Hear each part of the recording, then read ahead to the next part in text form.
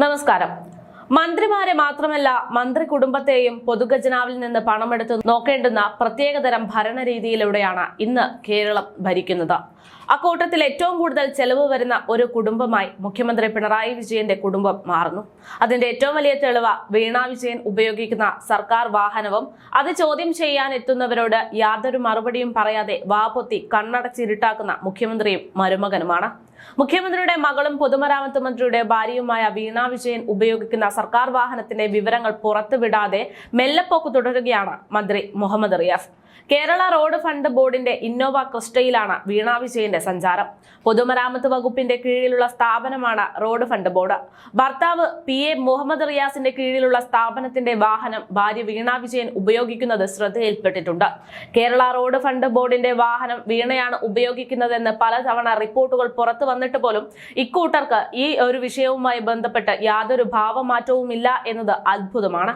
പൊതുമരാമത്ത് വകുപ്പിന് കീഴിലുള്ള കേരള റോഡ് ഫണ്ട് ബോർഡിൽ എത്ര വാഹനങ്ങളുണ്ട്, ഓരോ വാഹനവും ആരാണ് ഉപയോഗിക്കുന്നത്, മന്ത്രിയുടെ ആവശ്യത്തിനായി വാഹനങ്ങൾ വിട്ടു നൽകാറുണ്ടോ, കഴിഞ്ഞ 6 മാസത്തെ യാത്രയുടെ ലോഗ് ബുക്കിൽ എന്താണ് ചേർത്തിരിക്കുന്നത് എന്നെല്ലാം കഴിഞ്ഞ ദിവസം എൽദോസ് കുന്നപ്പള്ളി MLA മുഹമ്മദ് റിയാസിനോട് ചോദ്യം ഉന്നയിച്ചിരുന്നു. റോഡ് ഫണ്ട് ബോർഡിൽ നിന്ന് എല്ലാ വിശദാംശങ്ങളും ഇതുമായി ബന്ധപ്പെട്ട് മറുപടി റിയാസിന്റെ ഓഫീസിൽ എത്തിക്കുകയും ചെയ്തു. റോഡ് ഫണ്ട് ബോർഡിന്റെ 2 വാഹനങ്ങൾ റിയാസിന്റെ ഓഫീസിലെ ആവശ്യത്തിനും വീണയുടെ യാത്രയ്ക്കുമായാണ് ഉപയോഗിക്കുന്നത്. അതുകൊണ്ട് തന്നെ റിയാസിന്റെ ഓഫീസ് റോഡ് ഫണ്ട് ബോർഡ് നൽകിയ മറുപടി പൂഴ്ത്തിവെക്കുന്നു എന്ന റിപ്പോർട്ടാണ് ഇപ്പോൾ പുറത്തു വരുന്നത്. പകരം വിവരം ശേഖരിച്ചു വരുന്നേയുള്ളൂ എന്നാണ് മുഹമ്മദ് റിയാസ് നിയമസഭയിൽ മറുപടിയായി സമർപ്പിച്ചത്.